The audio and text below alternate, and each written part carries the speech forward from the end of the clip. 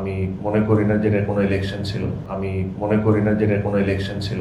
আমি এটাও সাথে মনে করি না যেভাবে করে জিনিসগুলো ঘটেছে। আমি ছোট্ট একটা পয়েন্ট ধরে দিতে চাই আপনাদেরকে, আপনারা সবাই জিনিসটা নিজেদের মতো করে যাচাই করে নিয়ে।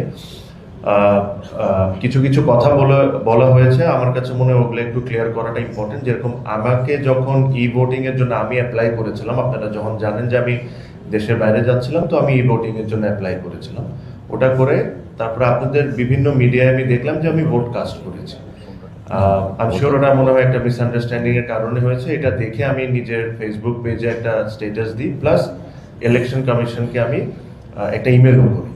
তো ওনাদের পক্ষ থেকে আমার কাছে কালকে রিপ্লাইটা এসেছে যে আমার কোনো ভোট কাস্টিং হয় নাই। সো ওই দিক থেকে আমি জাস্ট এটা ক্লিয়ার করে দিতে চাই আমার পক্ষ থেকে। সেকেন্ডলি, খুবই হাস্যকর একটা জিনিস আমি দেখলাম এই ইলেকশনে, যে 42টা বা 43টা ভোট কাস্ট হয়েছে, if I am not wrong. এটার মধ্যে 34টা ভোটিং।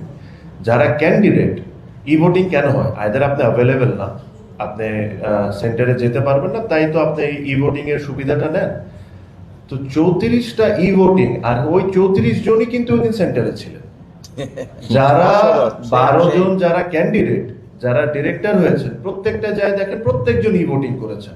তো এটার মোটিভটা কি? আমার সাইডে বসে ইমরোজ ভাই যে জিনিসগুলো বলেছেন, ওনাদের কাজকর্ম তো কিন্তু ওই জিনিসগুলো প্রমাণ হয়ে যাচ্ছে।